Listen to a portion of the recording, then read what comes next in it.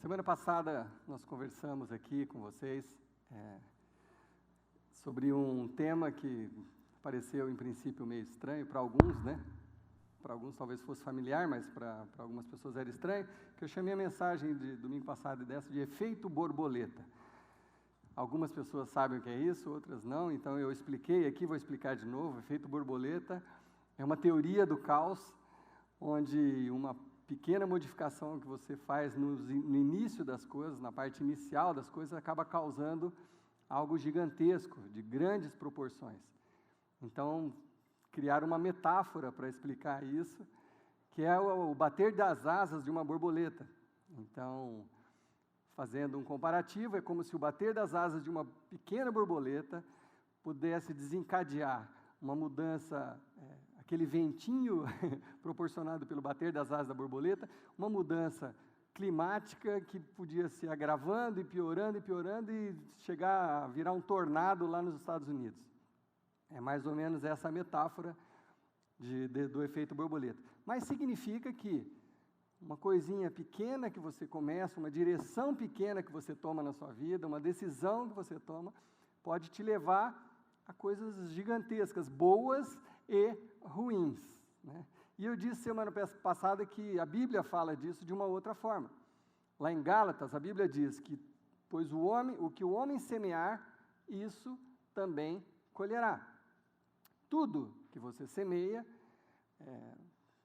fisicamente, emocionalmente, espiritualmente, você vai colher aquilo. É isso que a Bíblia nos ensina.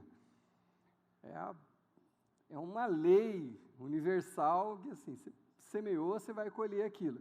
E o ditado, e o dito popular, assim, acabou juntando essas duas ideias do efeito borboleta com esse versículo bíblico.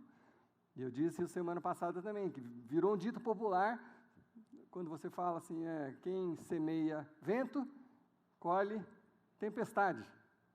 Juntamos essas duas ideias assim. De qualquer forma, o que nós estamos querendo comunicar é que, agora que estamos começando o ano, as decisões que você toma na sua vida são muito importantes. E eu não estou falando, como não falei na semana passada, de você fazer uma lista de coisas que você precisa mudar esse ano. Eu não estou falando disso, porque geralmente, quando a gente faz uma lista muito grande, ela não passa de fevereiro. Você traça lá todos os seus objetivos para o ano todo, mas em fevereiro talvez ela já esteja na metade, em março talvez você esteja cumprindo uma ou duas coisas da sua lista muito grande. Então eu sugeri, semana passada, que a gente colocasse os que cremos, né, e eu deixei isso bem claro semana passada, as pessoas têm a opção de crer e de não crer. Então, quando se fala de esperança, aquela pessoa que crê, ela tem mais esperança do que aquela que não crê, porque quando você não crê, no que você vai basear a sua esperança, né? Eu expliquei semana passada também que esperança pode vir do verbo esperar ou do verbo esperançar. O verbo esperar é aquela esperança tola, que você cruza os braços e espera que as coisas melhorem. Você senta e fala, eu espero que esse ano o país vai dar certo, que a política vai melhorar e que meu emprego melhore no meu trabalho. Essa é uma esperança que depende da sorte, né? E aí, se depender da sorte, não é uma coisa muito inteligente, eu vou ser muito honesto com vocês. Sinceramente, se depender de sorte, não é uma coisa muito sábia, porque a sorte e o azar é 50% para cada lado, é uma possibilidade de não dar certo é muito grande. Então, é uma tolice. Até, eu estava pensando num comparativo para explicar para vocês, tem muita gente que semanalmente fica esperando sair o resultado da Mega Sena para ver se a vida vai mudar, certo? Talvez você faça isso e eu não tenho diretamente nada contra, é a sua decisão fazer isso. Mas eu não sei se você já pensou estatisticamente que para você ganhar numa Mega Sena, você tem uma chance em 50 milhões. Para um raio cair na sua cabeça, você tem uma chance em 1 milhão. Então, é muito mais fácil, é 50 vezes mais fácil cair um raio na sua cabeça do que você ganhar na Mega Sena. Então, você faz a escolha que você quer, enfim. Mas depender da sorte não é uma coisa muito sábia. Então, a outra esperança, o esperançar, é você agir. Enquanto você caminha, você espera que as coisas aconteçam. Enquanto você faz, você pode ter esperança de que as coisas vão acontecer. E, quando a pessoa perde a esperança, na verdade, ela perdeu tudo. Tem um teólogo, filósofo, chamado Albert Schweitzer, que diz o seguinte: a tragédia do homem não é quando ele morre, porque isso é uma fatalidade, todo mundo vai morrer. Não é essa a tragédia do homem, é a morte. A tragédia do homem é o que morre dentro dele quando ele ainda está vivo. Quando você perde a esperança, na verdade, você perdeu tudo, já não há mais nada o que conquistar. Mas, obviamente, que eu estou falando de esperança e não de desesperança. E aí nós dissemos, semana passada, que ao invés de você fazer uma lista enorme de tanta coisa que você quer fazer em 2016, a minha sugestão, a nossa sugestão como igreja, é que você fizesse uma única coisa. Uma única coisa, uma coisa simples, mas que você fizesse só isso, se você focasse nisso. Você que crê, de novo eu preciso explicar, você pode não crer e falar, não vou fazer porque eu não creio, não tem problema. Quem sabe um dia você venha a crer e você pode experimentar isso também. Mas se você crê, a nossa sugestão, que não é minha sugestão, nem da Capela da Graça, é a sugestão do próprio Jesus.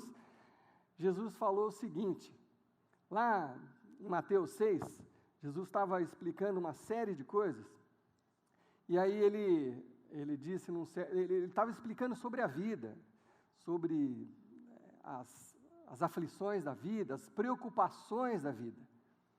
Um trecho lá de Mateus 6, eu sugeri que vocês lessem o texto todo. Jesus está falando sobre as preocupações, você fica aflito por causa disso, por causa daquilo, por causa da comida, pelo que você vai vestir, onde você vai morar, você fica cheio de aflições. Jesus falou que não adianta nada você ter aflição, porque você não vai acrescentar um segundo à sua vida ficando aflito, ficando nervoso. Então, é um desperdício você ter esse tipo de preocupação.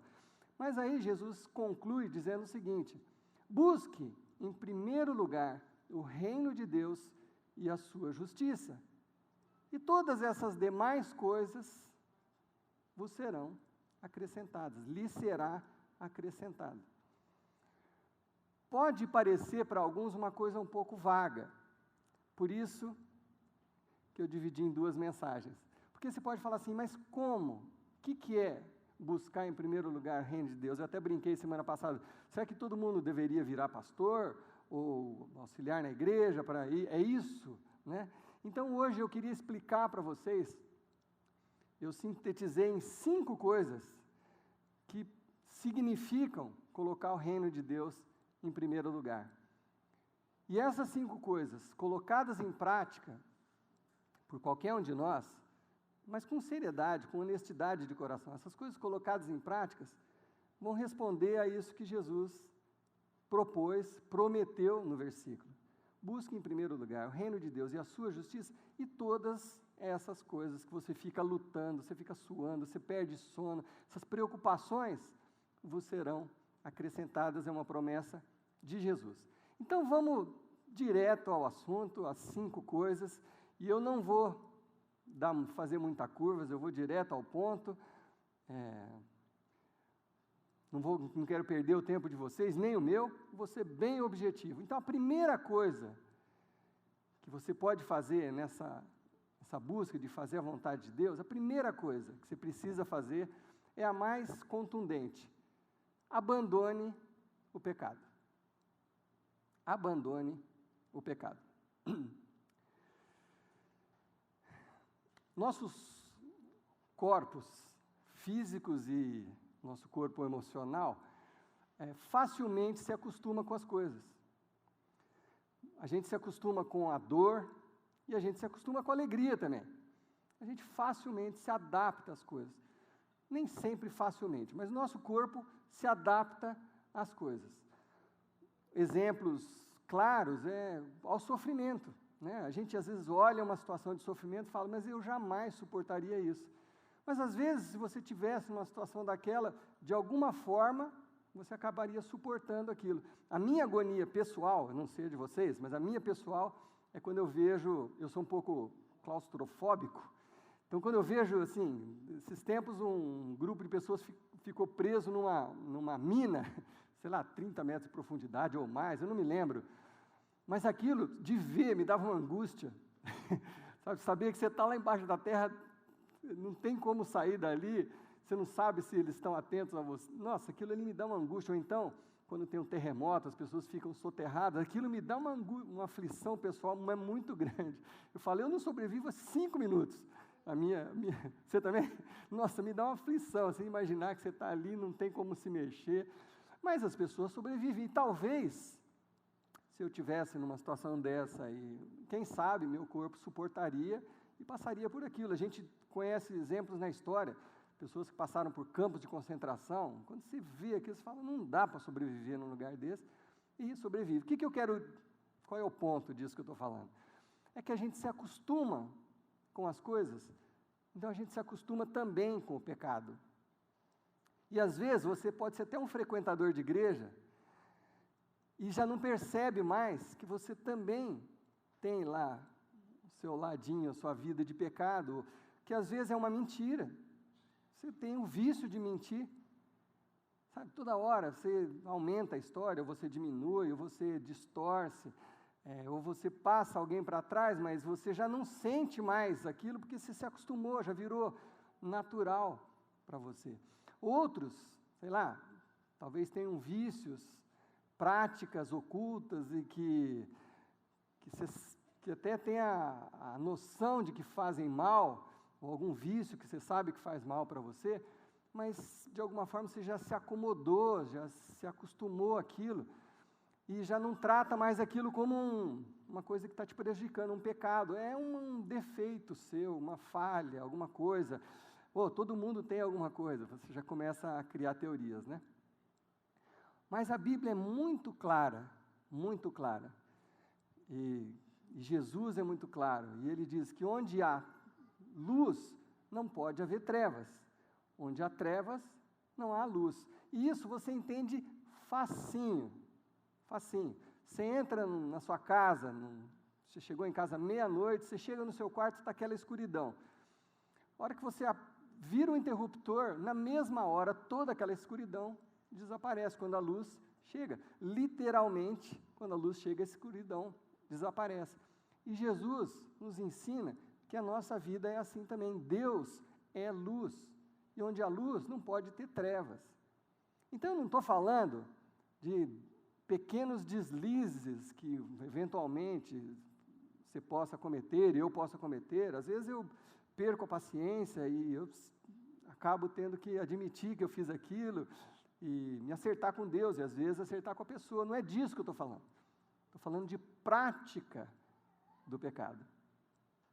Você quer buscar o reino de Deus em primeiro lugar, quer que as coisas lhe sejam acrescentadas, você precisa deixar a prática do pecado. Bom,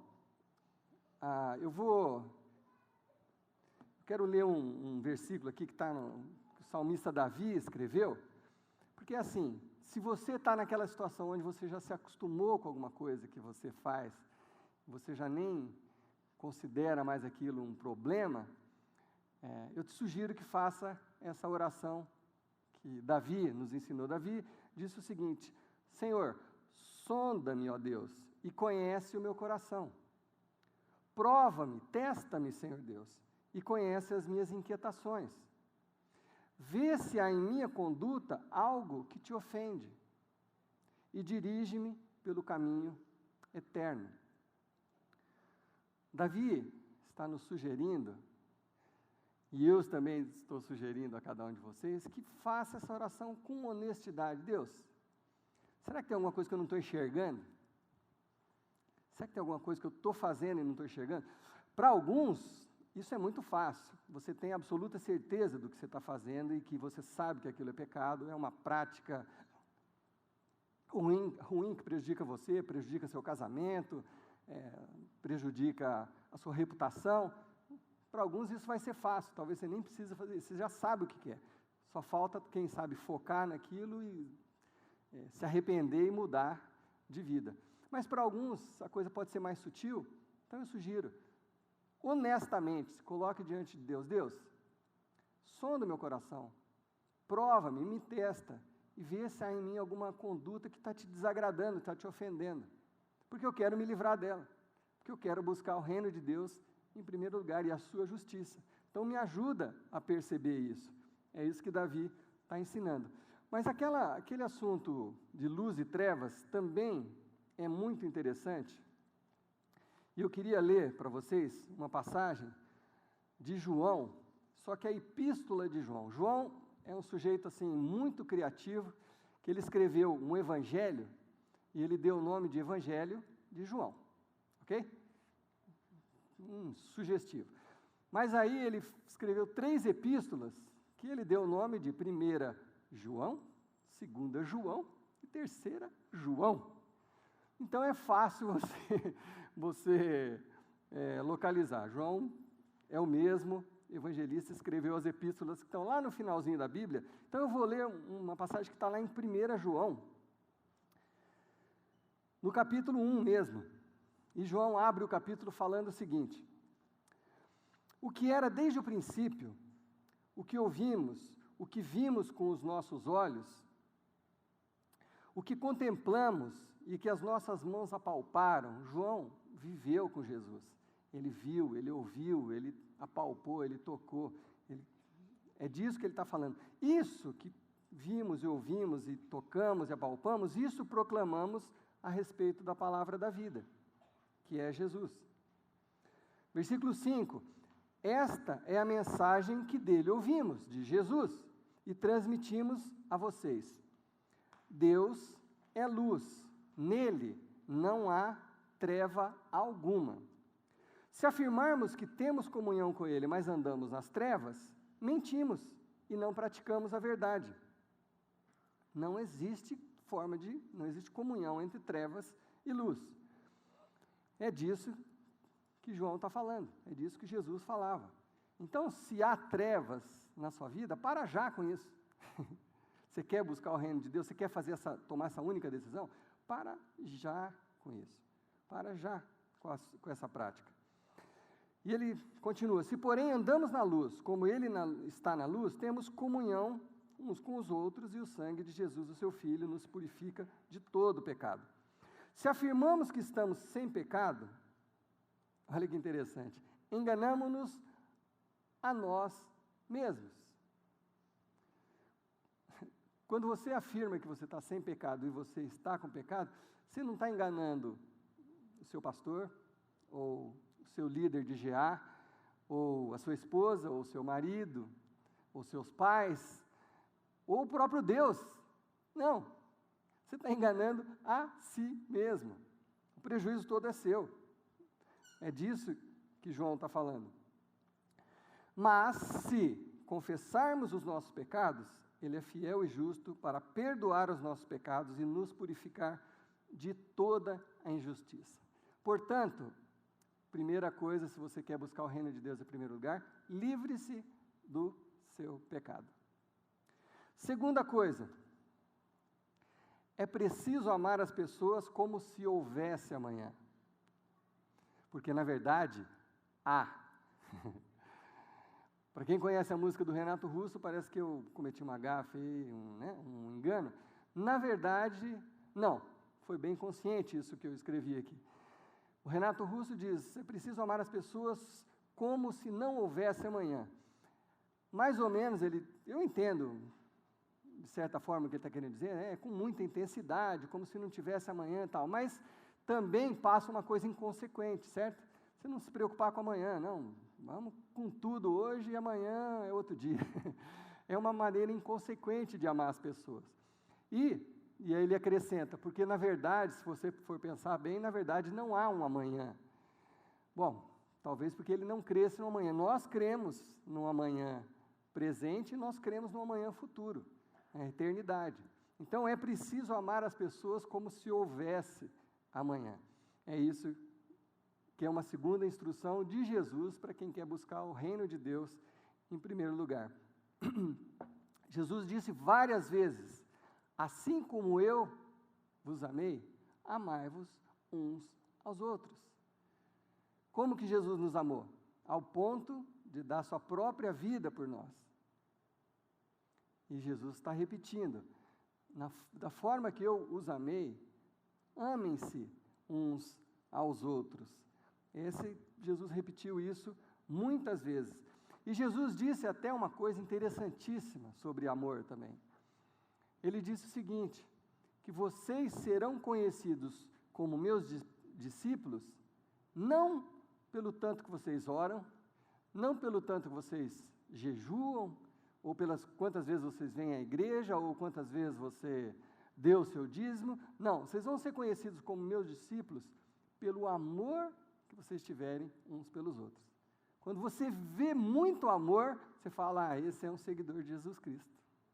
Sabia que é assim que a gente é reconhecido como seguidor de Jesus Cristo? Então, é uma instrução que a gente não pode deixar de lado e fingir que não entendeu. É uma instrução: se você quer buscar o reino de Deus e a sua justiça em primeiro lugar, você precisa amar as pessoas.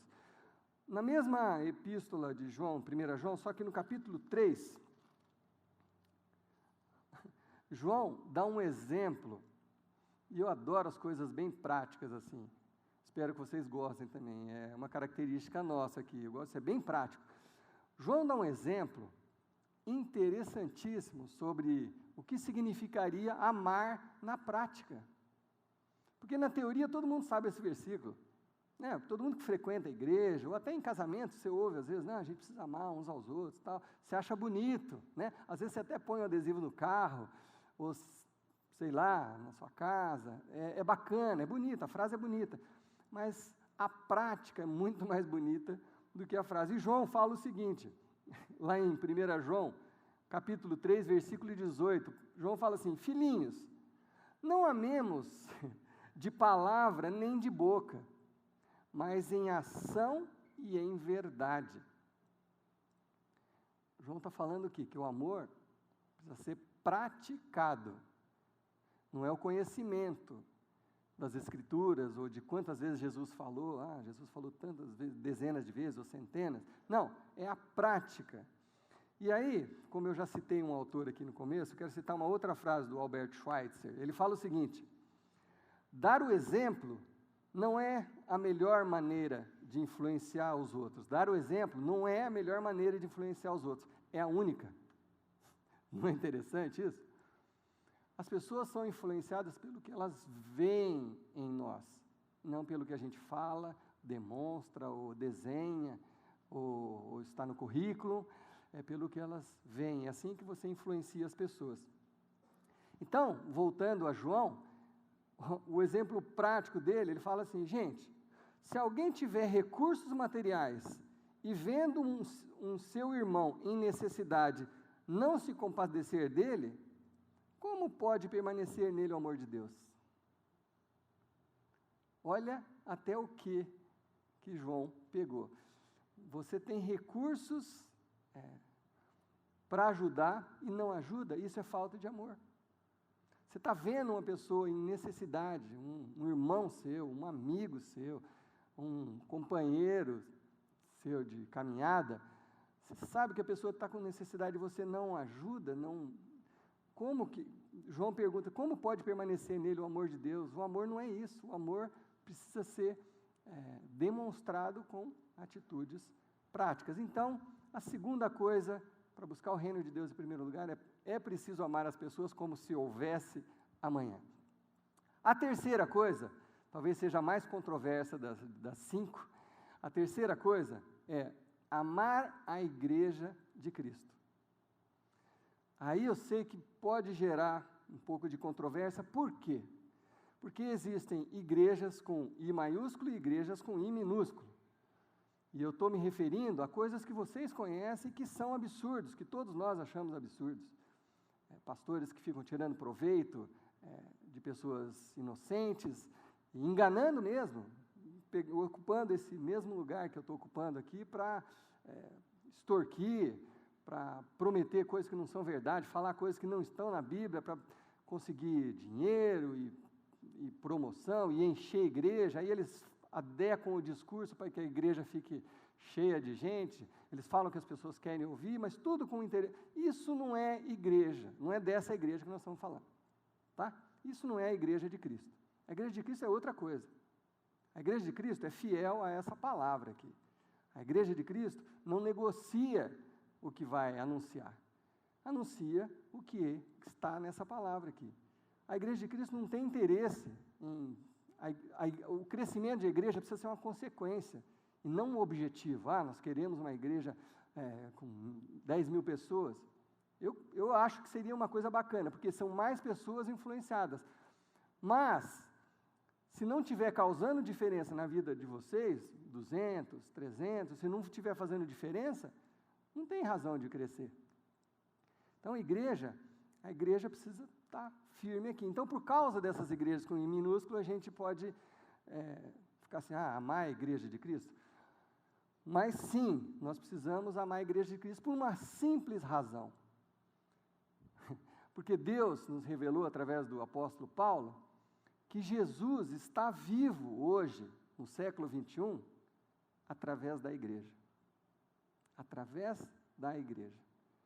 A presença de Jesus nesse mundo se dá através da igreja. Hoje, Jesus não vem mais corporalmente. Jesus não vem sendo fisicamente, você não pode tocar, Jesus não está andando por aí de uma forma física. A presença de Jesus é a igreja, com todos os defeitinhos que possa ter uma igreja séria, porque perfeição não existe. Mas é assim que Cristo se manifesta. Então, qualquer movimento de que, eu sou cristão, mas eu não preciso de igreja, eu posso ser cristão na minha casa, na minha família, na minha home church, ou na minha não sei o quê, isso não provém das Escrituras, tá? Não provém das Escrituras. A igreja de Cristo somos nós, é o corpo de Cristo. E aí, eu quero ler para vocês uma passagem que está lá em 1 Coríntios 12, onde o apóstolo Paulo fala isso com uma clareza absurda, absurda. Paulo fala assim, 1 Coríntios 12, versículo 12, ora, assim como o corpo, o nosso corpo, é uma unidade, embora tenha muitos membros, e todos os membros, mesmo sendo muitos, formam um só corpo, assim como nós olhamos para o nosso corpo e vemos que temos muitos membros, dedo, pé, joelho, cintura, cabelo está faltando um pouco já, a orelha, você olha, você tem o seu corpo, essa mesma unidade que forma o meu corpo e o seu corpo, Paulo diz o seguinte, assim também com respeito a Cristo.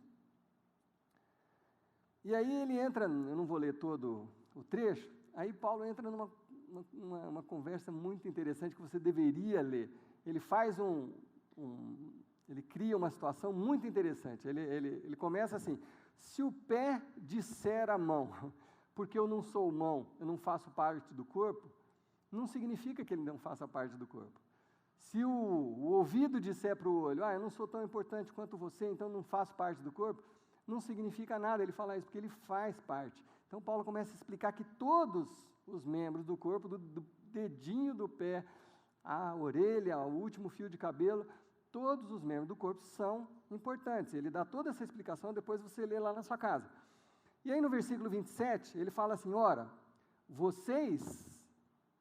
nós, são o corpo de Cristo, e cada um de vocês, ninguém está de fora, cada um de vocês individualmente é membro desse corpo. Assim, na igreja, Deus estabeleceu, primeiramente apóstolos, profetas, mestres, depois aqueles que realizam milagres, aqueles que têm o dom de curar, olha que interessante, os que têm o dom de prestar ajuda, os que têm o dom de administração, os que falam línguas, diversas línguas. O que Paulo está explicando aqui? Cada um é importante porque cada um é membro desse corpo. E Cristo vive através da igreja. Eu sei que é louco isso, é misterioso. é sobrenatural, mas nós cremos num Deus sobrenatural. Nós cremos num Deus invisível. Então, o sobrenatural é um assunto comum entre nós. É uma coisa sobrenatural. Mas a Bíblia que está falando é o apóstolo Paulo, que escreveu 13 livros do Novo Testamento, o maior escritor da Bíblia, que está falando isso. Cristo vive através da sua igreja. Por isso, amar a Cristo significa amar a igreja. Então, qualquer coisa que você ouvir contrária a isso, não procede da palavra de Deus. Amar a Cristo é amar a igreja. Como eu disse, vou repetir, com todos os defeitos. Eu sou imperfeito, isso é evidente, todo mundo sabe. Mas tem outras pessoas também que são imperfeitas aqui no nosso meio. Ninguém é perfeito, né? Mas juntos, nós somos o corpo de Cristo. Juntos, todos são importantes. E aí, detalhando o nosso viver aqui na igreja, daquela pessoa que está lá fora cuidando do carro, até quem está aqui falando, ou ali tocando, ou cuidando das crianças, todos têm a mesma importância, porque todos fazem parte desse corpo que é Cristo. Então, amar a Cristo é amar a igreja, é a terceira coisa. Quarta coisa, estamos acabando, isso é uma sugestão. Ore todos os dias essa oração. Venha o teu reino, seja feita a tua vontade. Isso é meio esquisito, né? Vou tentar explicar o que eu pensei quando incluí isso nas 5 coisas. Nós temos uma tendência muito grande de querer viver em função do nosso reino e da nossa vontade. Somos todos de per se, de nascimento, somos egoístas. As crianças são egoístas, você bota 2 criancinhas lá, é meu, é meu, é meu. Nós somos de per se egoístas. Mas, o que aprendemos quando conhecemos a Jesus e quando conhecemos a Deus, é que nem sempre a nossa vontade é a melhor vontade. Nem sempre é o nosso reino. Na verdade, Jesus ensinou a orarmos assim. Deus, que venha o teu reino, que seja feita na minha vida, no meu cotidiano, na minha casa, na minha igreja, seja feita a tua vontade. Porque se deixar fazer a minha, vamos ser honestos, muita gente ia ser fulminada, muita gente ia ser, sei lá, se você fosse toda a minha vontade, ou a sua vontade, o que poderia acontecer, né? Não sei. Por isso, a gente deveria fazer essa oração. Deus, no dia de hoje, ou nesse ano que está começando agora, 2016, dia 3, dia 4, dia 5, nesse dia, Deus, venha o teu reino sobre a minha casa, sobre a minha vida, e que seja feita a tua vontade. Quando eu tiver que escolher entre uma coisa e outra, uma é a minha vontade, a outra é a sua, me ajuda a escolher a tua vontade, porque ela sempre vai dar certo. Sempre vai dar certo. Toda vez que eu me enrolei, toda vez que não deu certo, foi porque eu escolhi aquela coisa que emocionalmente mexeu comigo mais rápido, eu tomei aquela decisão sem pensar e acabei me dando mal. Então, me ajude no ano de 2016 a escolher a tua vontade. A tua vontade. É isso que significa isso. E eu terminei a semana passada dizendo assim, que você pudesse fazer uma pergunta em cada situação que você fosse vivenciar em 2016. E a pergunta seria simples, mas assim, o que será que Jesus faria nessa situação? Ou que decisão que Jesus tomaria nesse momento, nessa hora que eu tenho que tomar uma decisão? Essa é uma grande pergunta para quem quer fazer a vontade de Deus. Você está numa situação ali, você fala, minha vontade já é fazer isso, já é sair correndo, ou já xingar, ou fazer isso. Qual seria a vontade de Deus? O que será que Jesus faria se ele estivesse na minha situação, nos meus sapatos? O que Jesus faria? É uma grande pergunta para ajudar você a tomar algumas decisões na sua vida. E a última coisa, a quinta coisa, seja grato. Recentemente eu fiz uma pregação inteira sobre gratidão e usei um texto de Jesus, do próprio Jesus, falando da importância da gratidão, mesmo num relacionamento humano, não só falando de Deus. Mas Jesus fez um milagre lá, curou 10 leprosos, e aí só um lembrou de voltar e agradecer. Jesus falou, mas cadê os outros 9? Eu não curei 10, por que só um voltou? Jesus estava dizendo assim, é importante você agradecer, você tomar uma atitude de gratidão. E eu até disse na pregação que os 9 leprosos provavelmente se sentiam gratos, mas o fato deles não terem voltado e transformado isso numa atitude de gratidão, passou como ingratos, porque eles não tomaram. Quando você não toma atitude, quando você não tem a atitude da gratidão, você passa como ingrato. Então, sejam gratos, porque a gratidão abre portas na terra e nos céus. E nós, de novo, por causa do pecado inicial, nós temos uma tendência a não ser gratos, a achar que não precisamos agradecer. Só porque nos sentimos, às vezes, agradecidos, nós achamos que não precisamos tomar atitude de gratidão. E a mesma coisa com Deus. E eu disse aqui,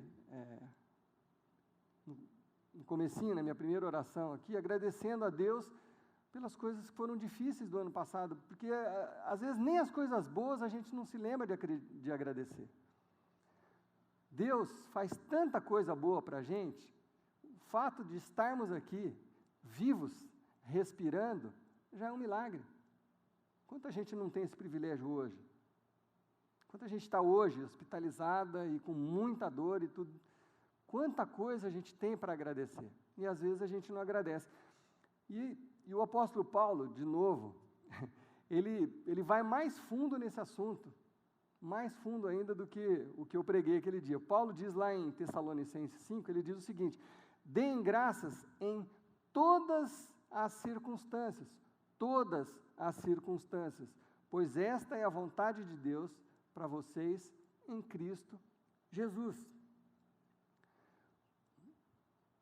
É um passo a mais ainda, não é só agradecer pelas coisas boas, pela vida, pelo ar, pelo alimento, porque nós temos a nossa casa, você vai sair daqui, você tem uma cama para dormir, quanta gente não tem? Tem tanta coisa para nós agradecermos a Deus e agradecermos as pessoas que nos ajudam, que nos servem, que servem aqui na igreja. Tem tanta coisa para a gente agradecer, mas Paulo está acrescentando uma coisa, agradecer em todas as circunstâncias. Então, o que Paulo está querendo dizer com isso? Que até as coisas ruins, de alguma forma, você deveria agradecer. E os membros do conselho que estão presentes aqui, ou os que não estão, vão se lembrar, nós fizemos uma confraternização de final de ano com os conselheiros da igreja, o grupo da igreja, lá na minha casa, e num determinado momento fomos orar juntos, e a minha oração foi assim, Deus, obrigado pelas dificuldades que nós tivemos em 2015, porque elas nos fizeram crescer, nos fizeram amadurecer. Não que eu tenha ficado feliz com as coisas difíceis que aconteceram, e muitas coisas difíceis aconteceram nas nossas vidas em 2015. Não fiquei feliz com isso, não é por isso que eu estou agradecendo, Deus, manda mais problema, porque eu adorei, não é disso que nós estamos falando. Mas eu estou falando de, puxa vida, talvez se não fosse aquele problema, eu não estaria onde eu estou agora, não teria a compreensão da vida que eu tenho agora. Por quê? Porque se você viver só de elogios e de coisas boas, geralmente você não cresce. Quando está tudo certo na sua vida, você não aprende muita coisa. Você está com um bom emprego, está tudo certo na sua casa, você não tem dificuldade nenhuma, geralmente você não aprende nada. Então, as dificuldades, nós não desejamos para ninguém, mas quando acontece na nossa vida, devem ser também motivo de gratidão. Por quê? Porque foram a oportunidade que nós tivemos de crescer, de amadurecer. Então, é isso que Paulo está falando aqui. Agradeça a tudo. Então, são essas 5 coisas, se você quiser tomar essa decisão para 2016, de buscar em primeiro lugar o reino de Deus. Você quer buscar em primeiro lugar o reino de Deus? Você precisa abandonar o pecado que está te escravizando. Aquilo que você faz nas trevas, em oculto, tem que deixar de lado. Tem que abandonar. Você tem que fazer isso porque aí você está colocando o reino de Deus em primeiro lugar. Você precisa amar as pessoas. Jesus cansou de falar isso.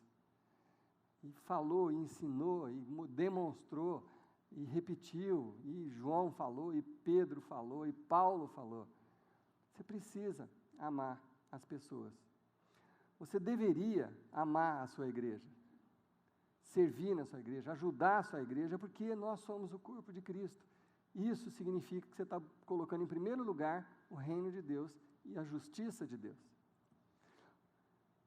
Você deveria fazer essa oração: Deus, que eu diminua e que o Senhor cresça. Que eu diminua e que o Senhor cresça. Que seja feita a tua vontade, que o rei seja o Senhor. Venha o teu reino e não o meu reino. Que seja a tua vontade, não a minha vontade. Essa oração a gente deveria fazer diariamente em 2016. E por fim, nos lembrarmos de ser agradecidos.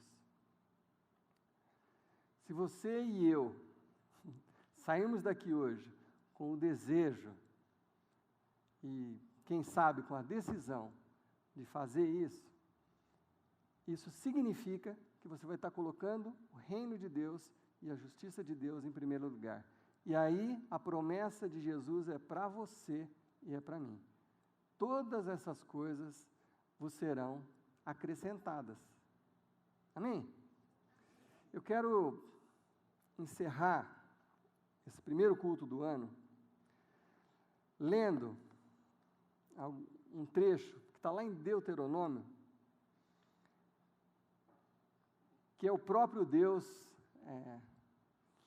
revelando através de Moisés as bênçãos que são para aquelas pessoas que colocam o reino de Deus em primeiro lugar.